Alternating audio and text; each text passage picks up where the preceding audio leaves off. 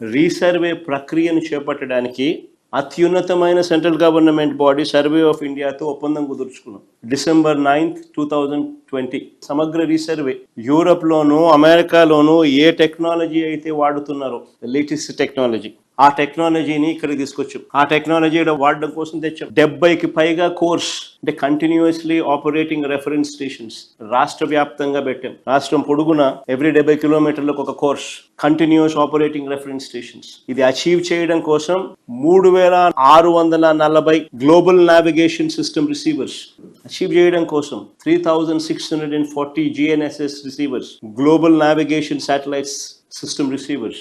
ఈ రీసర్వే కోసం ఈ high accuracy global positioning system GPS నువ్వు రీసర్వే కోసం వాడిన ప్రభుత్వం మాది. ఈ సర్వే కోసం ఈ సమగ్ర రీసర్వే కోసం 2 విమానాలు, 4 హెలికాప్టర్లు, 200కు పైగా హై ఎండ్ డ్రోన్స్ తొలిసారిగా వినియోగించిన ప్రభుత్వం మాది. వీటి మీద అవగాహన కోసం 70 సార్లు ట్రైనింగ్ ఇచ్చినాం. 5 సెంటీమీటర్లు తేడా లేకుండా మేము కొలతలు వేసాం. చంద్రబాబులా మేము ఎప్పుడు కూడా కబుర్లు చెప్పలా. ఓ గొప్ప వ్యవస్థను క్రియేట్ చేసాం.